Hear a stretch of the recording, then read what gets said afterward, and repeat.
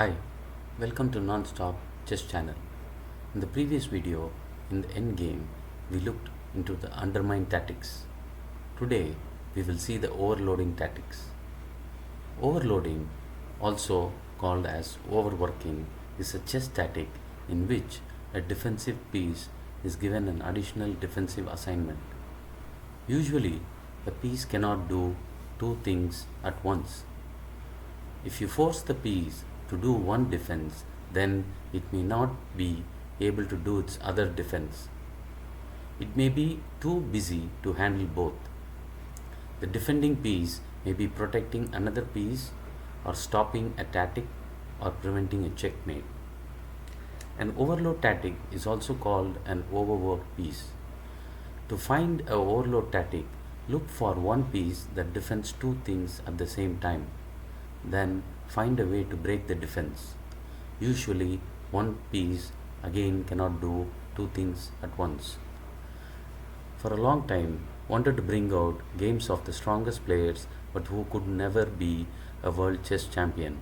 Akiba Rubinstein is one among them. He was born on 12th October 1882 and passed away in 14 March 1961. He was a Polish chess grandmaster.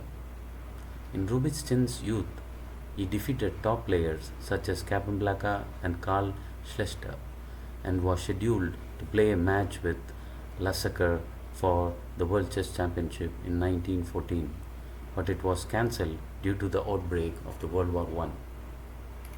In today's game, we are going to look the game played between George Rotlevi versus Rubinstein. This was played in the year 1907 in December 26. Quickly go into the position and try to do the analysis. In this game, white seems to control the center and the subcenter, these four squares and these four squares. Black has a double bishop which are very active, and also both the rooks are controlling the semi-open file. The queen is now defending the bishop. In chess, the queen should never defend a minor piece. Let us now see how the overloading tactic helps in winning this beautiful game. First, you need to divert the queen. So what black plays is knight g4. Here white has the option to take the knight. If he takes the knight, the rook attacks the bishop and there is a double attack on this knight, and the rook is going to then occupy the d2 square where it will attack the g2 pawn using the bishop combination, and it cannot be defended by the rook. Hence white is not accepting the knight and instead trying to move the bishop.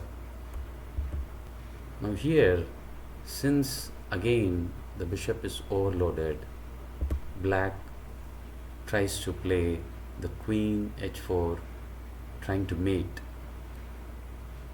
White again has two options here. He can play g3 or h3. Let us look, if he plays h3, what happens. Now he is attacking the knight, but a brilliant move here from black can win easily. Pause the video and see if you can identify that move. Okay, the move is rook into c3. Now if the bishop takes the rook, black simply has to play bishop into bishop, and here again there is two options for the queen. It can kill the knight or it can kill the bishop. Let us see both the variation. First, let us see if the queen kills the bishop. Then a beautiful move here is queen g3. Here, though it looks like a simple move, but now since this square is controlled by the black bishop. If white accepts this knight, then a simple queen h4 mates. Let us see what happens if after bishop into c3, if we take it with the bishop, if the queen is now attacking instead of the bishop the knight, let us see how black can checkmate. Here black simply has to exchange the queen, and then another brilliant rook d3. If the bishop is tried to protect using a rook, a simple rook h3 again mates because the bishop is controlling this diagonal. So in this situation white has to do the g3. So let us see how for playing g3 black checkmates the white. Again the rook sacrifice.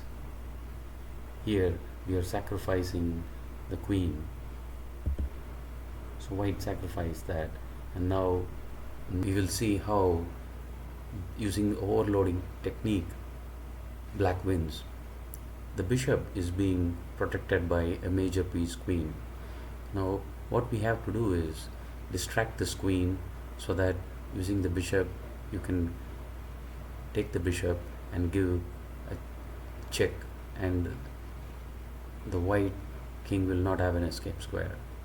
So what black simply does is the beautiful rook d2. Now if white avoids this, then rook into h2 mate. So white is forced to take the rook. Black now using the overloading technique now captures the bishop and gives a check, and now there is no defense for this. If the rook is covered, you simply capture the rook. If the queen is tried to intercept, again another brilliant move is rook h3, and the checkmate cannot be avoided. Hope you enjoyed this beautiful combination of the overloading tactics. To summarize, as a beginner, remember the overloading tactic and see if any weakness from your opponent were one piece that defends two things at the same time. Eliminate the overloading piece and gain a significant material advantage or checkmate your opponent's king. If you liked this video, share it with your other chess friends. Thanks for watching and the subscription.